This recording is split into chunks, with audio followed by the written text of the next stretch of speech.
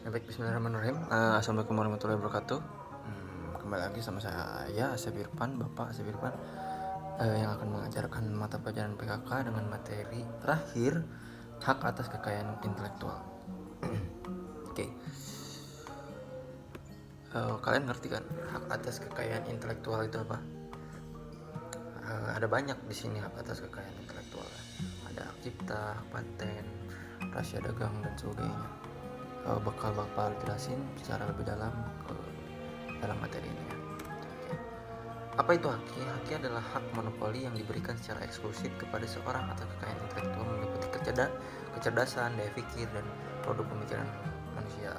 Kalau kita tahu lampu yang buatnya Thomas Alva Edison, nah itu adalah bagian hak cipta. Jadi nggak boleh lagi. Jadi penemu lampu itu bukan siapa lagi. Kita udah pasti tahu namanya Thomas Alva Edison. Lalu ada telepon, ya, penemunya adalah Alexander Graham Bell, kayak gitu-gitu. Nah itu adalah hak cipta yang biasa kekayaan ini meliputi kecerdasan, daya pikir seseorang untuk membuat suatu penemuan gitu, penemuan hebat. Contohnya tadi. Nah, pembagian hak ini terbagi menjadi dua, yaitu hak cipta dan hak kekayaan intelektual. Hak cipta itu yang tadi Bapak sampaikan, yaitu mengenai kecerdasan, dibuat penemuan seperti itu adalah hak cipta, dan tidak boleh ada yang mengklaim hak cipta tersebut kayak gitu karena sudah didaftarkan sebelumnya. Lalu hak kekayaan intelektual. Nah, hak kekayaan intelektual ini terbagi lagi menjadi 6 ya. Ada hak paten, hak dagang merah, hak desain industri, DTLST, rahasia dagang, dan varietas tanaman. Jadi tanaman juga ada hak kekayaan intelektualnya ya. Jadi kalian harus bisa menghargai sebuah tanaman sekalipun gitu. Oke, lanjut. Hak cipta. Hak cipta adalah hal eksklusif bagi pencipta atau penerima hak yang untuk memperbanyak atau mengembangkan ciptaannya atau memberi izin untuk mengurangi batasan-batasan gitu. Jadi hak cipta itu nggak hanya penemuan tadi aja sebenarnya, cuma ada seperti lagu yang dipikir oleh pencipta seni, itu adalah hak cipta. Hak cipta mereka menciptakan lagu yang seperti itu gitu. Makanya banyak kita temukan kasus-kasus sekarang gitu ya, orang pencipta lagu itu tidak suka dengan cover lagu gitu karena menurut mereka itu merugikan mereka gitu. Mereka yang membuat lagunya, menulis naskah lagunya, tetapi yang banyak menerima uang adalah si cover tersebut gitu. Oke, lanjut ke pendaftaran hak cipta. Pendaftaran hak cipta ini adalah prasyarat untuk memperoleh perlindungan hak cipta gitu. Jadi kalau kalian membuat pendaftaran hak cipta akan terdaftar, dan jika ada yang mengcopy gitu maka akan diberi sanksi seperti itu. Nah, prinsip hak cipta itu kalian harus membuat ini secara asli gitu ya. Kalau kalian sebagai pekerja seni gitu, berbentuk dan berwujud atau ide gagasan sebuah ciptaan gitu, seperti lagu-lagu tadi, telepon atau lampu seperti itu gitu. Oke. Ciptaan apa aja sih yang dilindungi? Ada buku, kuliah yang sudah menurut ini seperti menurut seseorang gitu yang sudah terkenal gitu, tidak boleh dikopi gitu. Jadi harus menyebutkan menurut ini ciptaan yang dilindungi adalah bla bla bla bla bla. Nah, itu adalah sebuah hak cipta ya, tidak boleh mengkopinya. Kalau mau memparafrasakannya menurut beliau, dan kalau kalian setuju gitu, kalian berkomentar di situ. Oke, selanjutnya ada alat peraga. Alat-alat peraga seperti mikroskop kayak gitu-gitu itu sudah memiliki hak cipta gitu. Jadi kalau kalian mau memperbanyak atau mengkopinya, kalian harus izin dulu sebelumnya. Ada ada lagu, nah itu udah pasti kalian mengerti lah ya, lagu itu sekarang lagi naik-naiknya ya, yang cover-cover itu jadi masalah sekarang, malah kan ada RUU permusikan gitu kalau nggak salah, seperti itu. Lanjut ke masa berlaku hak cipta itu apa sih, berapa lama masa berlaku ini tuh? Cukup lama ya, sampai seumur hidup malah katanya, atau sampai 50 tahun setelah pencipta meninggal. Jadi meskipun pencipta ini sudah meninggal, mereka punya hak cipta ini selama 50 tahun ke depan. Jadi tidak boleh dikopi ataupun diperbanyak seperti itu. Nah, berbeda dengan hak paten ini lebih kepada teknologi. Kalau yang tadi ke bidang seni, penemuan sesuatu barang, produk. Kalau ini ke bidang teknologi seperti software, aplikasi. Nah, itu udah punya hak patennya seperti itu. Nah, penemuan ini biasanya berjangka 20 tahun, berbeda dengan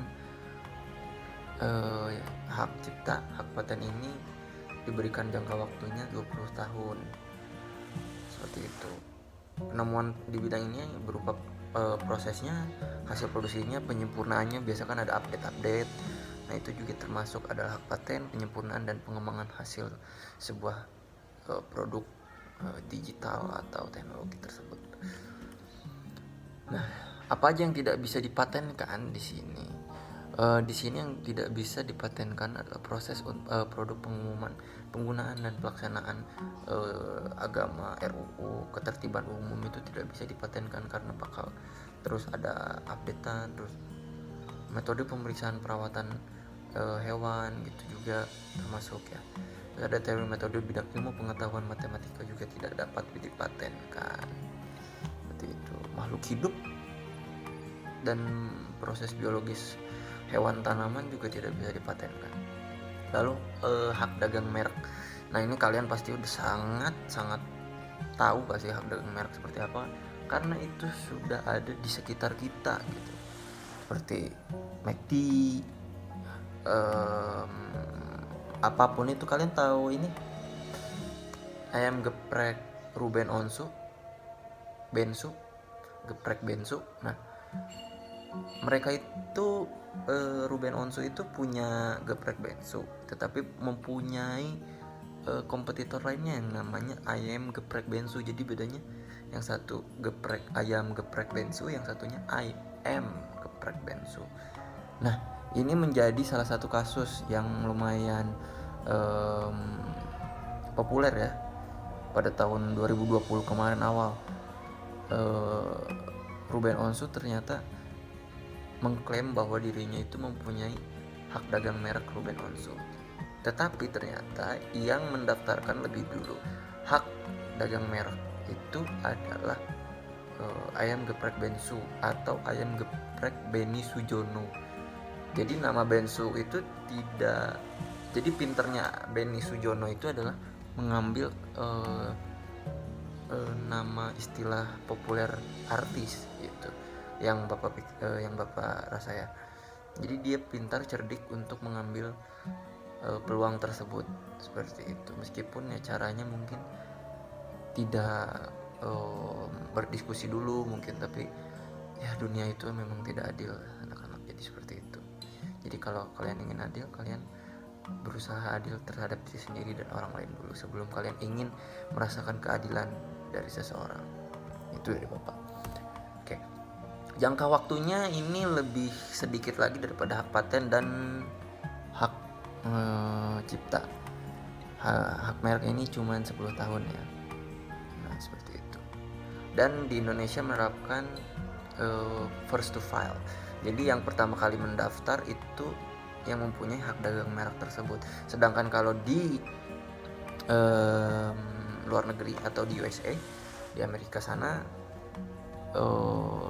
mereka menganut first to use. Jadi yang pertama kali menemukan atau menggunakan, mereka lah yang punya merek tersebut gitu. Selanjutnya penghapusan dan pendaftaran merek. Nah, penghapusan ini biasanya berdasarkan Direktorat Jenderal Haki. Jadi keputusan dari jenderal hakinya sendiri, lalu ada prakarsa sendiri, yaitu berdasarkan permintaan pemilik atau yang punya merek tersebut itu ingin menghapus mereknya, seperti itu. Nah, syarat penghapusan merek ini adalah berturut-turut selama 3 tahun atau lebih dalam perdagangan, tidak pernah digunakan lagi gitu. Jadi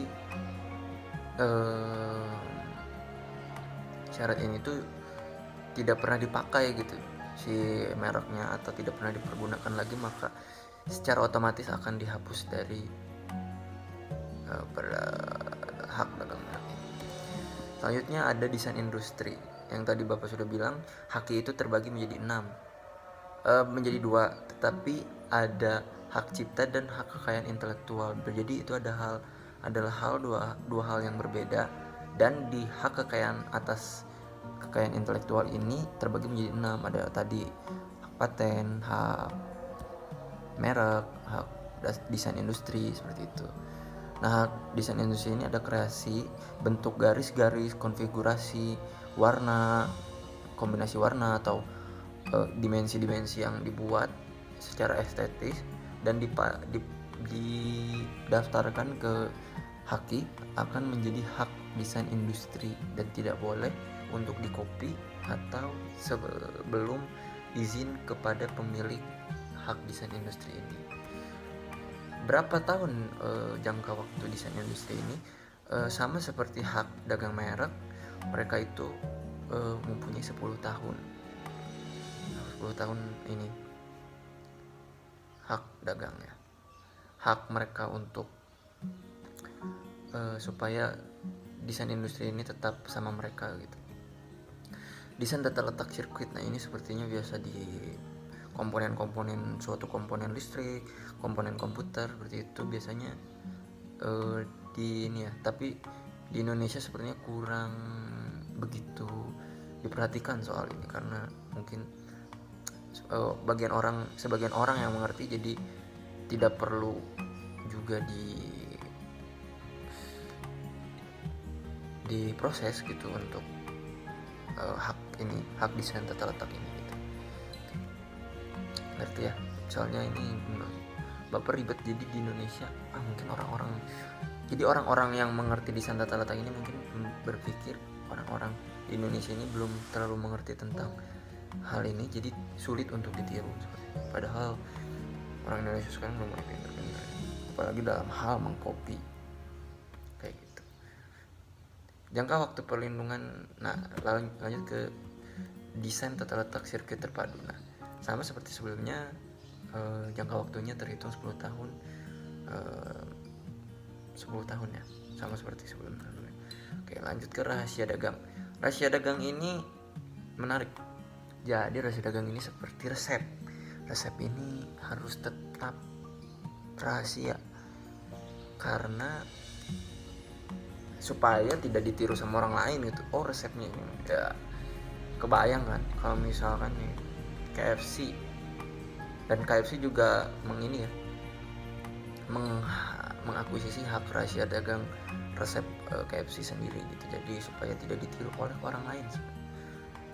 Kebayang kalau banyak yang meniru KFC, ya pasti orang-orang bakal lebih milih yang lain, pasti dengan harga yang murah, rasa yang cukup mirip dengan KFC pasti, kan pembuatannya kan ayam sederhana, tinggal kasih bumbu gitu. Nah, inilah pentingnya rahasia dagang atau resep, rahasia resep yang dihakikan. Nah, selanjutnya ada lisensi. Ini adalah izin yang diberikan oleh pemegang hak. Jadi kalau misalkan KFC memberikan lisensinya karena KFC itu franchise ya, jadi yang punyanya tuh bukan orang Indonesia, orang luar negeri. Seperti McD itu yang punyanya juga bukan orang Indonesia. Nah, orang Indonesia yang punya KFC itu memiliki lisensi untuk diberikan izin mendapatkan resepnya itu gitu. Bahkan karyawannya pun tidak diberitahu resepnya apa. Biasanya yang diberitahu itu yang ngasih tepungnya, yang sebelum menunya. Yang Bapak tahu KFC itu dibikinnya ya udah jadi, tinggal digoreng seperti itu. Oke, Seperti itu materi yang Bapak sampaikan hari ini. Mohon maaf apabila banyak kekurangan dan kesalahan. Semoga kalian dapat mengerti, dan jika kalian tidak mengerti, kalian boleh menanyakan ke Bapak, atau boleh kalian mengeksplor diri kalian sendiri untuk mencari haki itu seperti apa sih. Karena haki ini menarik ya teman-teman. Ketika kalian punya usaha dan usaha kalian besar dan tidak ingin ditiru oleh orang lain, kalian perlu menghakikan merek kalian atau rahasia resep bolu, brownies atau apapun itu, atau teknologi yang akan kalian buat harus dipatenkan seperti itu. Oke, terima kasih semuanya. Assalamualaikum warahmatullahi wabarakatuh.